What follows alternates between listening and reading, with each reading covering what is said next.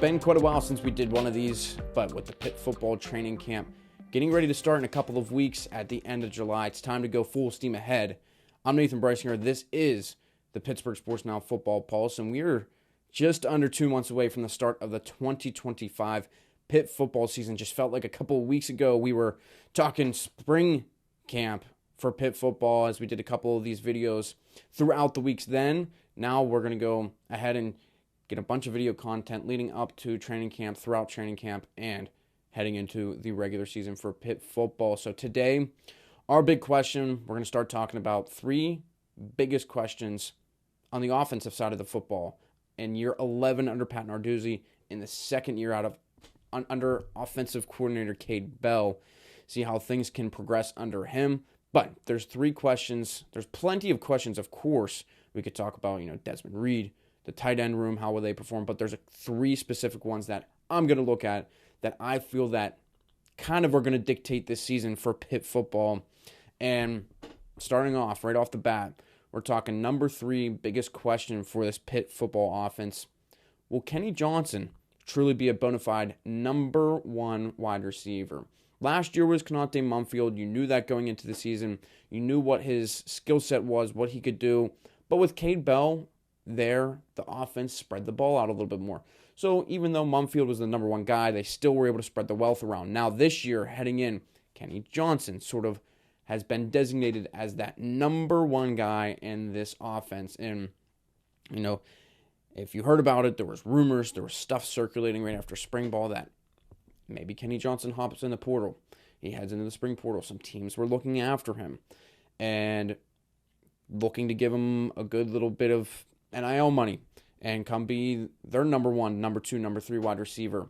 But can Kenny Johnson be that number one guy for Pitt this season? That's a huge question lingering around this offense that has a receiver core of Deuce Spann, Poppy Williams, some younger guys coming in here, Tony Kinsler, Tyreek Robinson. What can he do in his second year with the Pitt program? And a handful of other guys in this offense at receiver. Well, Kenny's the guy. He's supposed to be the guy.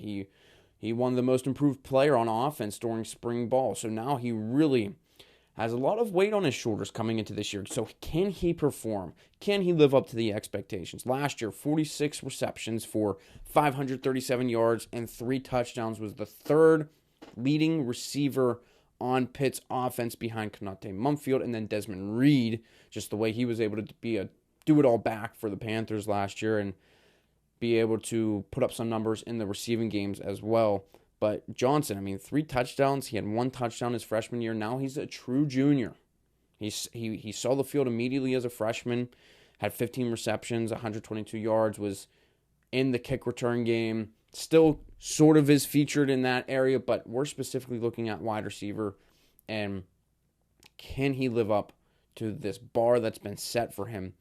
And will he be a 1,000-yard receiver? That's another thing. Under Narduzzi, there's only been 2 guys to reach 1,000 yards in a season. That was back-to-back years, Jared Wayne in 2022 and Jordan Addison in 2021 when he won the Biletnikoff Award with 1,500-plus yards.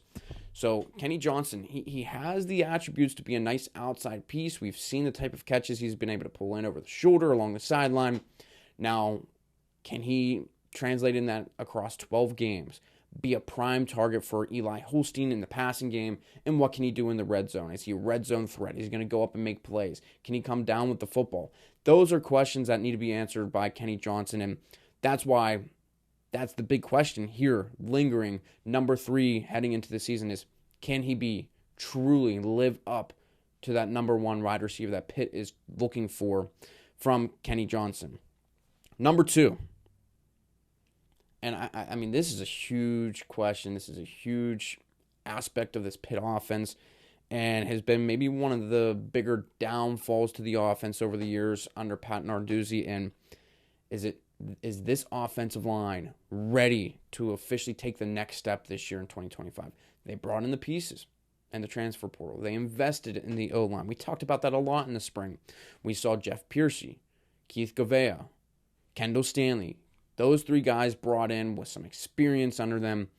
And how did they fit in the offensive line? there was a lot of great talk about that O-line in camp, from Holstein to Cade Bell to Narduzzi to everyone in between, just saying that this O-line is a lot improved to what we've seen over the past couple of years, especially 2023 was a really rough O-line. And last year, you look at that 2024 O-line, and there were 7 different regular season configurations before that bowl game. Just so many guys plugged in here and there just because of injuries that mounted. You obviously lost Branson Taylor early on to left tackle. That's 3 years in a row that Pitt has lost a left tackle for the season, and then he went on to get drafted into the NFL. So can Pitt be consistent on the O-line this year? Can Jeff Piercy, who I believe will potentially start at left tackle, Kendall Stanley's obviously pushing for some time, and he has some experience, 13 games played last year at Charlotte. But Piercy, he's played in 41 career games, 3 career starts, so obviously the starting numbers aren't there, but he played for Michigan, one of the best offensive lines, one of the best offensive line coaches in college football. They won a national championship just a few years back with Piercy there as a plug-in guy, as a depth piece, and now he's going to start at Pitt. He's big. He's 6'7", 6'8", protecting the blind side of Eli Holstein. So this offensive line has to be good, but can they do it? Can they take that next step?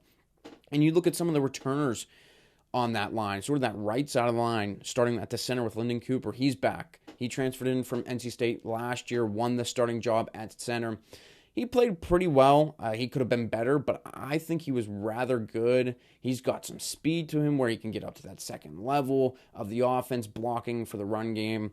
And then you look down that right side. B.J. Williams, he started basically since he was a freshman. You know, one of the first O-linemen as a freshman to start since Dorian Johnson back in 2013. He was a 5-star guy out of Bell Vernon. And then you got Ryan Baer, who's really just the overall leader of this offensive line at right tackle. He moves back to his primary position that he feels most comfortable in. But can he be that consistent guy that they really need to see from him? Because he's had some issues. He's had some ups and downs, but he also moved from right tackle to left tackle. Now, can he stay there and be a difference maker at right tackle? Overall, if the offensive line is starting Piercy, Govey at left guard, Cooper at center, Williams right guard, and Baer at right tackle, that's 85 total career starts between the 5 of them, with Kendall Stanley there as a backup piece as well at tackle. This is one of the best offensive lines on paper for Pitt in quite a while. There's some guys who have some NFL talent. Piercy's big. Overall, this line, they just need it to be better. Can they stay out of penalty trouble? Can they be just consistent blocking for Holstein, opening up holes in the run game, so on and so forth? That's a huge, huge thing for this offensive line. And looking at some Pro Football Focus numbers, and I know it's a little touchy, people, take it with a little bit of a silver lining, but the pass blocking last year in 2024 for Pitt, they gave him a grade of 50.6. That was 124th in FBS. Run blocking, 57.7 grade. That's 98th in the FBS. There's a long way to go for that Pitt team, for this Pitt offensive line, for improvement for them. And it also will come down to those depth pieces, because you know what? Injuries, they're inevitable. It's going to happen to these guys. They're not going to be able to keep this starting 5 intact for the remainder of the season. This second unit, roughly from our sort of projected depth chart, you're looking at Kendall Stanley at one of the tackles, but I have him at left tackle. Ty Ray at left guard. Ryan Coretta took a lot of snaps at center. He's back again for Pitt. Jackson Brown, who got a start last year at right tackle, I have him slotted in at right guard. And then Giovanni Coley, a younger player on this offensive line. There was a couple of guys that transferred out. Terrence Enos, after spring ball, he would have been a really nice piece, I think, to have just in general, because he was an older guy. He knew the offense. Obviously he had some issues, a little inconsistency. It's part of the reason why he couldn't stay on the field, but would have been a nice piece to have. And just overall, this offensive line, this 2 deep, do they have the depth? Do they have the pieces? Of this front 5 looks really strong, but will they be able to take that next step? Now, the biggest question, and I think everyone's sort of asking it, it's the one that's been lingering, is Eli Holstein also ready to jump and make a second-year jump in this Pitt offense? The redshirt sophomore going into 2025. And you look at the splits between his first 5 games to his last 5 games. And obviously, in the last 5 games of the year, he was dealing with some injuries, maybe some concussion issues, and then he got hurt towards the end of the season, missed the final 2 games in Boston College and the Toledo Bowl game. But you look at the splits in his stats. His first 5 games, completed 113 of 172 passes for 65.6% completion, 1,500 passing yards, 15 touchdowns to 3 interceptions. He was breaking some freshman records for Pitt. He was doing it all for Pitt. He could run the ball as well. He looked confident in the pocket. He, read pressure really well, was able to escape, showed off his legs. And then you look at the final 5 games. 67 of 119 passes, 56.3% completion percentage, 661 yards, only 2 touchdowns to 4 interceptions. So really just the difference, a world of difference between the first 5 games to the last 5 games. So Ken Holstein, year 2 under K. Bell, year 2 in this offense, redshirt sophomore, 3rd year in college football. He redshirted obviously at Alabama. He showed a lot of promise last year, and he's been a little bit under the radar this year in terms of national analysts, national perspective.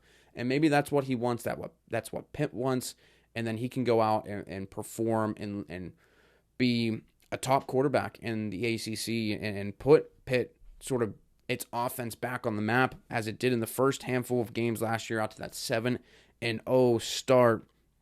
But after that injury, I mean, you could tell, after he got concussed a little bit and so on, you could tell he was a little shaky. His confidence went back. I mean, it regressed.